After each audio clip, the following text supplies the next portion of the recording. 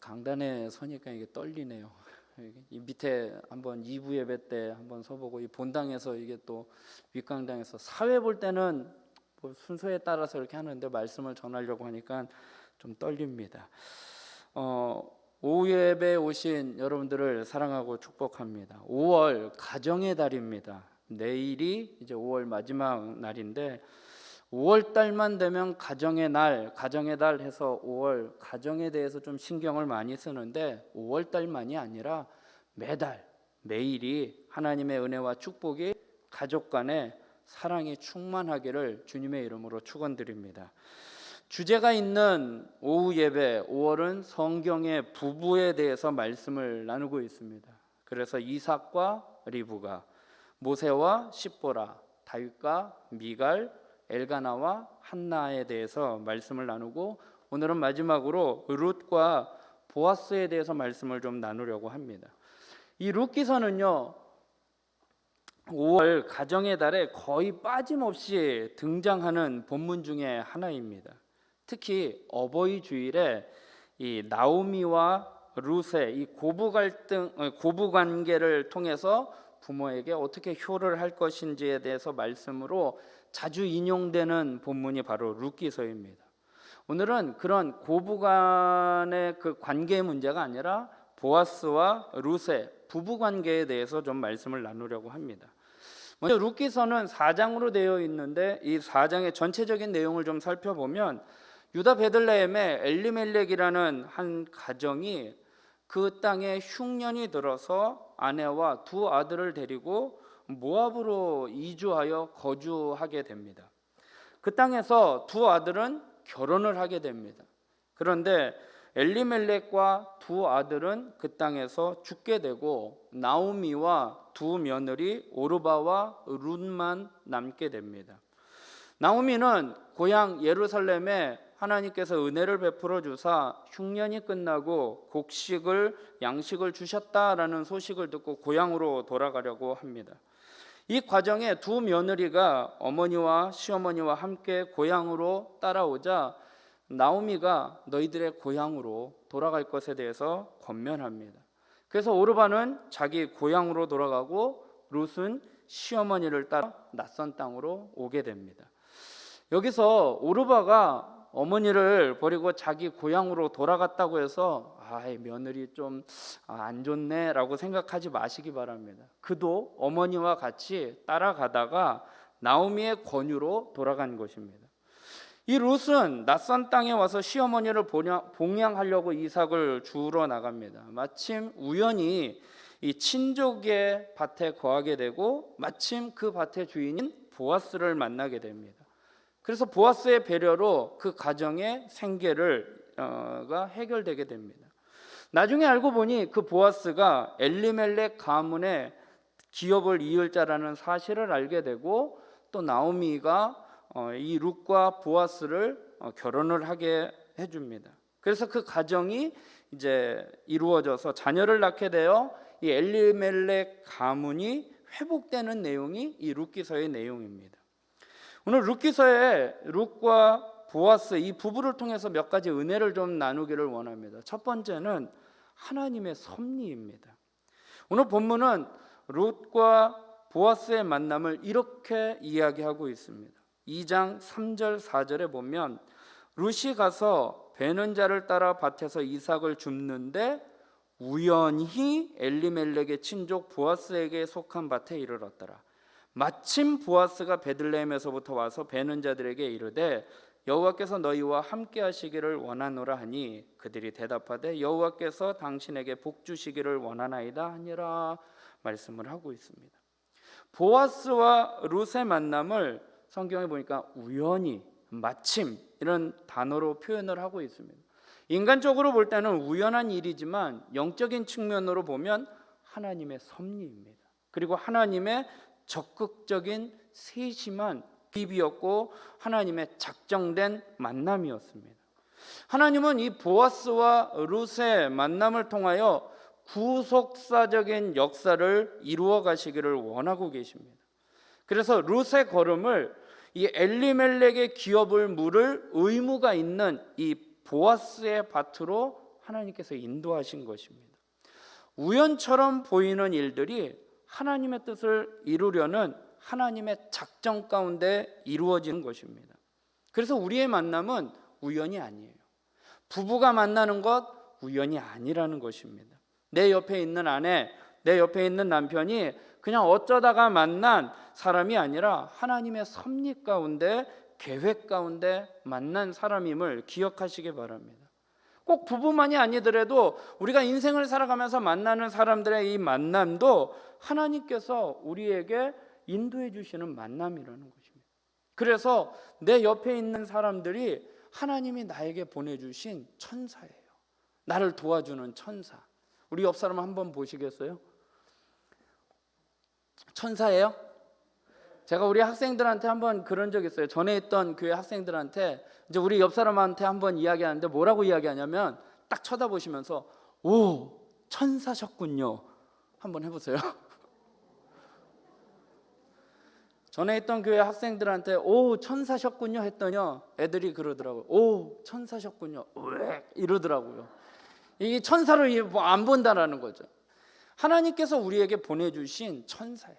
그래서 만남이라는 게 우연이라는 게 없어요. 하나님의 섭리 가운데 하나님의 축복의 만남이라는 것입니다. 근데 이런 만남보다 더 비교할 수 없는 큰 축복의 만남이 있는데 그것이 하나님과 죄인 된 우리 인간의 만남이 축복된 만남이라는 것이죠. 이것 또한 하나님이 섭리 가운데 우리를 인도해 주셨다라는 것입니다. 하나님은 인간에게 어떠한 구원의 방편도, 인간의 만남 가운데서는 구원의 방법이 없어요. 그러나 하나님과의 만남 가운데는 기꺼이 우리를 구원하시고자 이 땅에 예수 그리스도를 통해서 우리를 만나 주셨다라는 것입니다. 이것이 이루 말할 수 없는 복된 만남임을 기억하시고 만남의 복을 주신 하나님의 은혜 가운데 감사하며 살아가기를 주님의 이름으로 축원드리겠습니다. 두 번째로는 하나님의 은혜예요. 여기서 또 하나 살펴볼 것은 하나님의 은혜인데 룻기서는 이렇게 시작을 하고 있어요. 룻기서 1장 1절에 보면 사사들이 치리하던 때에 그 땅에 흉년이 드니라. 유다 베들레헴의 한 사람이 그의 아내와 두 아들을 데리고 모압 지방으로 가서 거류하였다 말씀을 하고 있습니다. 처음 나오는 단어가 사사들이 치리하던 때에. 사사들이 치리하던 때가 무슨 말이냐? 사사시대를 이야기를 하고 있는 것입니다. 사사시대를 이야기를 하는 것이 사사기에 나와 있는 내용인데 사사기에 두 구절에서 사사기를 정확하게 표현하는 내용이 사사기 17장 6절과 21장 25절인데 21장 25절에 그때에 이스라엘의 왕이 없으므로 사람이 각기 자기의 소견에 옳은 대로 행하였더라. 사사시대가 왕이 없어서 각기 자기의 소견에 옳은 대로 살았던 시대가 바로 사사시대예요. 이스라엘 백성들이 출애굽하여 가나안 땅으로 가는 여정 가운데 모세와 여호수아의 지도자가 있었습니다. 그런데 가나안 땅을 정복하고 나서는 그 땅을 다 분배해서 각자 자기 지파별로 각자 자기 소견에 옳은 대로 행하였다라는 것입니다. 그래서 사사시대에는 각자 자기의 소견에 옳은 대로 살다 보니까 어떠한 일이 일어나느냐, 사사기에 계속 반복되는 내용들이 나오는데 그림을 한번 보여주시면 사사시대에 하나님 앞에 각자 자기의 소견대로 살다 보니까 범죄를 하게 돼요. 하나님의 뜻대로 살지 못하고 자기 소견대로. 그러니까 하나님이 어떻게 해요? 징벌을 하셔요. 하나님이 징벌하시니까 하나님 잘못했습니다. 하나님 앞에 회개하고 부르짖게 됩니다. 그러면 하나님께서는 사사를 통해서 그 이스라엘 백성들을 구원하셔요. 그런데 구원받고 난 다음에 문제가 해결되고 나니까 또 어떻게 해요? 사람들이 해이해져요. 방종하고 망각하고 또 자기의 소견에 옳은 대로 살게 됩니다. 그래서 죄를 짓고 또 하나님의 심판이 있고 이 사이클이 계속 반복되는 게 사사시대입니다.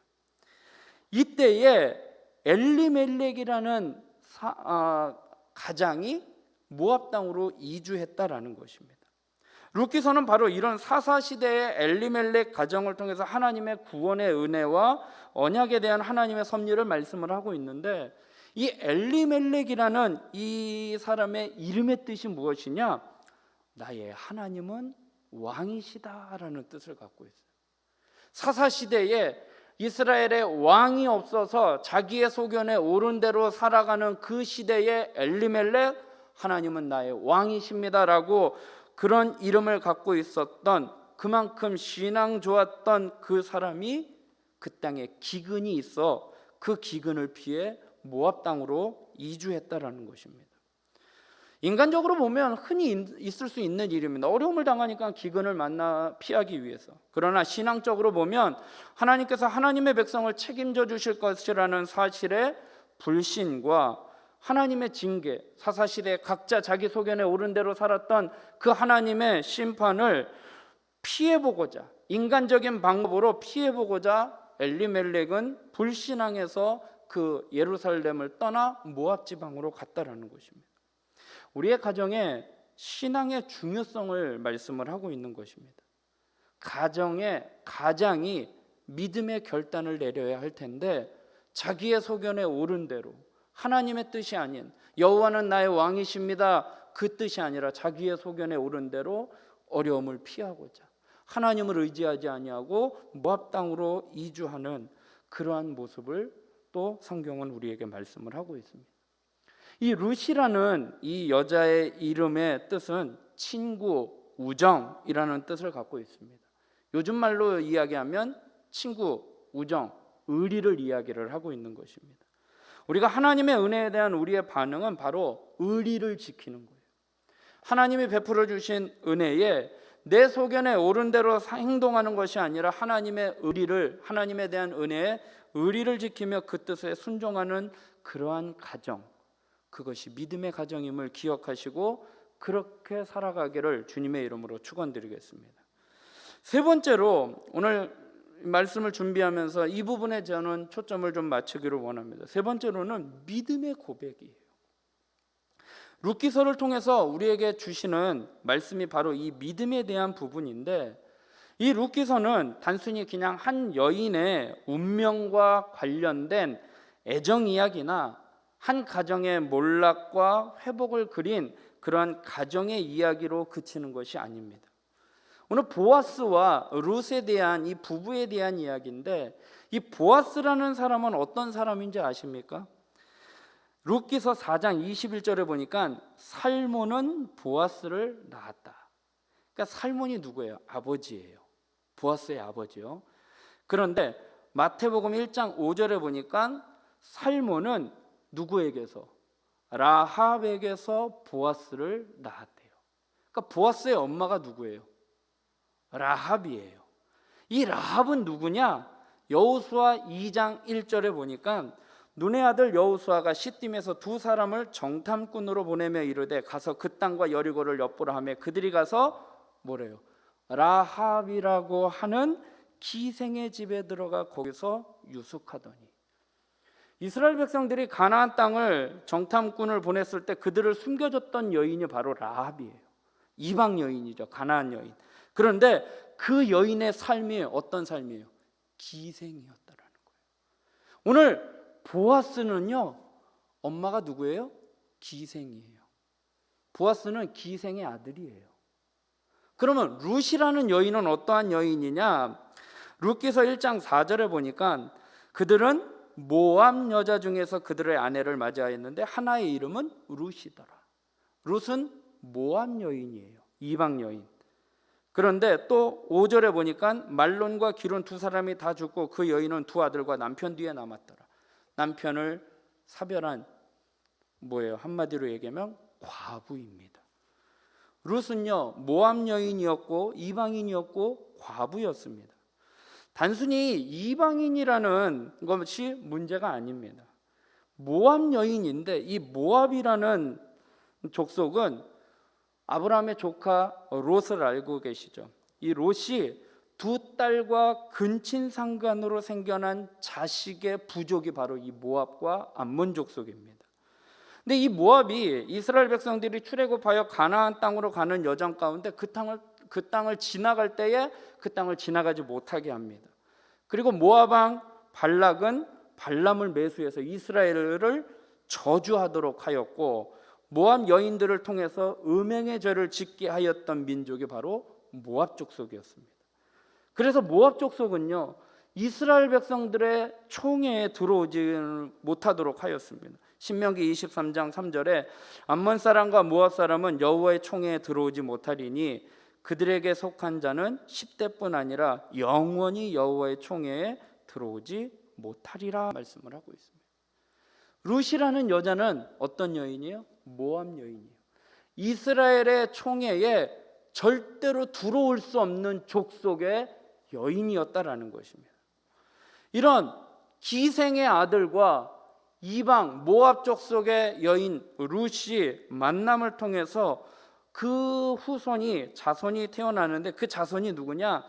룻기서 4장 21절과 22절에 살몬은 보아스를 낳았고 보아스는 오벳을 낳았고 오벳은 이새를 낳고 이새는 다윗을 낳았더라. 보아스와 룻의 자녀가 오벳인데 이 오벳이 다윗의 할아버지예요. 다윗 왕을 출생하게 되는 다윗 왕가의 조상이 되었다라는 것입니다. 이것이 신약에 넘어와서는 다윗의 후손에 또 누가 나오죠? 예수 그리스도가 탄생하게 됩니다. 한 가정의 이야기가 이스라엘 나라의 전체의 이야기로 확대되고 이스라엘의 나라의 이야기가 더 나아가 하나님의 나라의 이야기로 확대되고 있는 것입니다. 상황과 환경을 보면 기생의 아들이고 모압 여인이었습니다. 그런데 그들이 어떻게 이렇게 만남을 통해서 하나님의 섭리 가운데 다윗 왕을 낳는 다윗 왕의 족보에 올라가게 되었느냐? 이것은 바로 믿음이라는 것입니다. 믿음의 고백이에요. 보아스의 엄마 기생 라합의 믿음을 좀 살펴보면 여호수아 2장 8절부터 11절입니다. 빨간색으로만 한 것만 읽어볼게요. 정탐꾼을 숨겨주는데 그 기생 라합이 이야기합니다. 여호와께서 이 땅을 너희에게 주신 줄을 내가 아노라. 이스라엘 백성들이 출애굽해서 가나안 땅으로 여리고까지 오는 과정 가운데 하나님이 어떻게 역사하셨는지를 이 기생 라합은 들었던 거예요.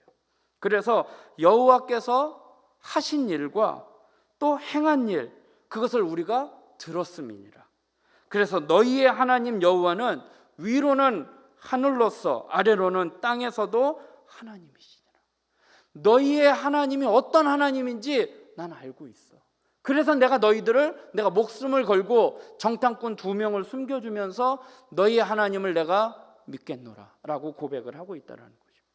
그 고백의 자녀가 보아스입니다. 보아스는 어머니 라합은 비록 이방인이었고 기생이었지만 한 번도 알지 못했던 하나님을 소문을 통해서 듣고 하나님의 능력과 역사를 믿었습니다. 그 고백 가운데 태어난 아이가 바로 보아스입니다. 룻의 믿음을 한번 보면 룻기서 1장 16절부터 17절에 보면 어머니가 고향으로 돌아가라 라고 이야기할 때 룻이 한 이야기입니다. 어머니의 하나님이 나의 하나님이 되시리니 또 어머니를 떠나면 여호와께서 내게 벌을 내리시고 더 내리시기를 원하나이다. 어머니를 봉양하면서 어머니가 믿는 하나님이 어떤 하나님인지를 알고 있었던 거예요. 그래서 어머니의 하나님은 나의 하나님이다 라고 고백을 하고 있다는 거죠. 이스라엘의 총회에 전혀 들어올 수 없는, 영원히 들어올 수 없는 이 모압 여인이 하나님 앞에 고백을 하는 거예요. 어머니 하나님이 나의 하나님. 어머니를 봉양하지 않으면 그 하나님께서 내게 벌을 내리기를 더 내리기를 원하나이다 라고 하나님의 인도하심을 믿고 고백을 하고 있는 것입니다. 룻은 자신을 인도하시는 하나님의 손길을 의지하고 있는 것입니다. 사랑하는 성도 여러분, 하나님은 결코 인간의 어떤 혈통이나 사회적 지위 혹은 과거의 이력 같은 그런 외적인 조건을 판단하지 않으십니다. 아무리 인간이 좋은 혈통을 가졌다 할지라도 타락한 인간의 혈통입니다. 아무리 높은 지위를 가졌다 할지라도 그건 땅에 속한 보잘것없는 지위에 해당되는 것입니다. 하나님께서는 이러한 외적인 조건을 보지 않고 뭘 보시는 거예요? 믿음을 보시는 거예요. 믿음의 고백을. 기생이라 할지라도 모압 여인, 이스라엘의 총회에 들어오지 못하는 이방 여인이라 할지라도 하나님이 어떤 하나님인지 그 하나님에 대한 믿음의 고백을 하나님은 원하시고 그 고백을 받으시는 것입니다. 우리의 외적이고 육체적인 조건, 이거를 충족시키기 위해서 인생을 낭비하는 인생이 아니라 정말로 우리의 믿음을 위해서 쌓아가는 저와 여러분이 되길 주님의 이름으로 축원드립니다. 5월 가정의 달에 특별히 우리의 부부가, 우리의 자녀들이 믿음으로 나아가기를 주님의 이름으로 축원드립니다.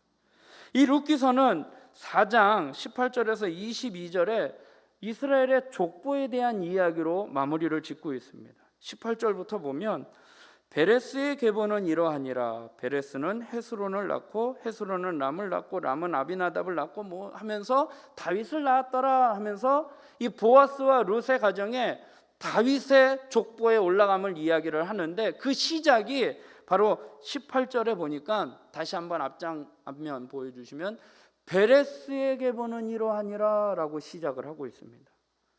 왜 룻기의 마지막에 족보를 베레스로부터 다윗 왕까지 시작을 하고 있느냐? 이 베레스라는 사람이 누구냐? 이 베레스는요, 다말이 시아버지 유다와의 관계 가운데 태어난 자녀가 바로 베레스예요. 다윗 왕의 족보에 대해서 이 유명한 이스라엘의 대표적인 왕 다윗 왕을 이야기를 하면서 베레스, 시아버지와의 관계 가운데, 부정적인 관계 가운데 자녀를 낳은 그 베레스로부터 시작이 되어서 기생의 아들, 총에 들어올 수 없는 이방 여인 룻, 이러한 여인들의 족보에 대해서 이야기를 하고 있는 것입니다. 마태복음 1장에 보면 예수님의 족보에 대해서 나옵니다. 아브라함과 다윗의 자손 예수 그리스도의 세계라 하면서 누구는 누구를 낳고 하면서 거기에 5명의 여인의 족보의 이름이 등장을 합니다. 우리나라와 같이 가부장적인 민족이기 때문에 여자의 이름은, 여자는 사람으로 취급을 하지 않았어요. 여기 계신 분들한테는 좀 그럴 수 있지만, 근데 5명의 여인이 누구냐? 다말이에요. 유다의 며느리 다말. 유다는 다말에게서. 그 다음에 기생 라합이에요. 그리고 오늘 이방 여인 룻. 그 다음에 다윗이 우리아의 아내를 통해서. 그리고 동정 여인 예수님의 어머니 마리아. 5명의 여인이 나옵니다. 이러한 여인은 다윗 왕, 더 나아가서 예수 그리스도의 족보에 오르게 되었다는 것은 하나님의 구속사적인 역사 가운데 특징을 보여주고 있는 것입니다. 이러한 하나님의 역사 가운데 굳이 여인의 이름을 등장을 하더라도 좀 족보적으로나 혈통적으로나 좀 의로운 사람들, 좀 내세울 만한 그런 사람들이 아니라 시아버지와 며느리, 그리고 이방 여인, 기생, 유부녀, 그리고 남자를 알지 못한 동정녀 마리아만 뺀다면 나머지 여인들은 어떻게 내세울 수 있는 그러한 아무런 조건이 없다라는 것입니다. 하나님은 우리를 통해서 역사하십니다. 하나님을 믿고 하나님을 바라고 하나님 앞에 나아가는 자들을 통해서 하나님은 역사하시는데, 그 사람의 어떤 혈통적으로나 다른 어떤 업적이나 이러한 것들을 하나님은 보지 않으신다는 사실입니다. 믿음을 본다라는 사실입니다. 하나님께서는 하나님을 믿고 바라며 하나님께로 나아오는 자들을 절대 실망시키지 않으십니다. 내가 아무리 힘들고 어려운 상황에 처할지라도 좌절하거나 실망하거나 낙심하지 마시기 바랍니다. 왜요? 하나님은 믿음의 사람을 통해서 역사하시기 때문입니다. 보아스와 룻의 만남, 우연한 만남이 아닙니다. 하나님의 섭리 가운데, 계획 가운데 이루어진 만남입니다. 우리의 가정에 내 남편을 만난 것, 내 아내를 만난 것, 내 자녀를 만난 것, 내 부모를 만난 것, 비록 상황과 환경과 여건 다 알 수는 없지만 각 가정마다 어려움이 있을지라도 그 만남은 하나님의 섭리 가운데 이루어진 만남이라는 것입니다. 그리고 하나님은 우리가 반복되는 실수 가운데서도, 잘못되고 또 하나님의 뜻을 버리고 배반하고 자기의 소견에 옳은 대로 살아간다 할지라도 하나님은 우리에게 약속하신 그 약속을 근거해서 우리를 구원해 주십니다. 하나님의 은혜가 있습니다. 그리고 하나님은 우리의 믿음을 요구하십니다.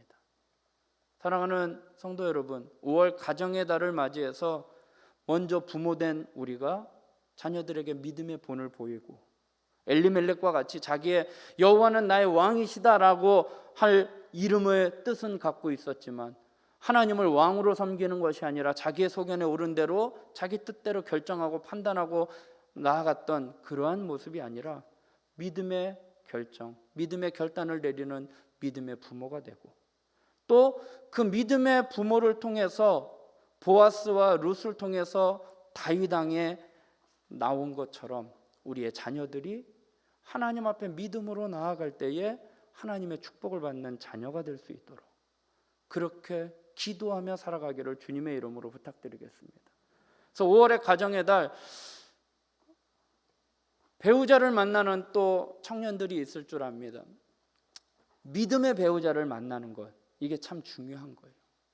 정말로 조건 안 따져. 그냥 믿음만 있으면 돼라고 얘기는 하지만 현실에서는 그렇게 따지지를 못해요. 진짜 현실에서는 또 여러 가지를 따지게 되죠. 그리고 또 청년들 가운데는 그런 이야기를 합니다. 목사님, 제가 믿음이 있기 때문에 믿음 없는 자매를 만나든 믿음 없는 형제를 만나든 제가 이끌 겁니다 라고 이야기를 하지만 적절한 비유를 표현한다면 이 비탈길 있죠. 비탈길에서 믿음이 좋은 사람은 언덕 위쪽에, 믿음이 적은 사람은 밑에 쪽에서 서로 줄다리기 하는 것과 똑같아요. 내가 아무리 믿음이 좋다 하더라도요, 믿음 없는 자를 끌어올리는 게요 결코 쉽지가 않아요. 전에 있던 교회 청년이 목사님, 남편 될 사람 교회 데리고 나와서 세례받고 또 믿음 직분도 얻고 이렇게 했는데 제일 문제가 뭐냐? 명절 때 시댁에 가서 제사 드리는 문제가 제일 어렵다라는 거예요. 다른 거는 다 이해해 주시는데 제사 문제는 어렵다라는 거예요. 믿음의 문제거든요. 다른 거는 다 해결될 수 있어도 믿음의 문제 가서는 결국 부딪히게 되는 경우가 많더라는 것입니다. 사랑하는 성도 여러분, 정말 5월 가정의 달 맞이하여 성경의 부부들의 이야기를 나누면서 정말 이들은 다 상황과 환경을 봤을 때는 힘들고 어려운 상황이었지만 그들은 다 하나님을 믿는 믿음으로 나아갔다는 사실입니다. 오늘 우리의 가정이 믿음의 가정, 믿음의 자녀, 믿음의 부모가 되어 정말로 5월 한 달만이 아니라 늘 가정에 하나님의 은혜 가운데, 믿음 가운데, 사랑 가운데 하나님의 축복을 누리며 살아가길 주님의 이름으로 축원드리겠습니다. 우리 한번 반주해 주시고요, 한번 우리 기도하기를 원합니다.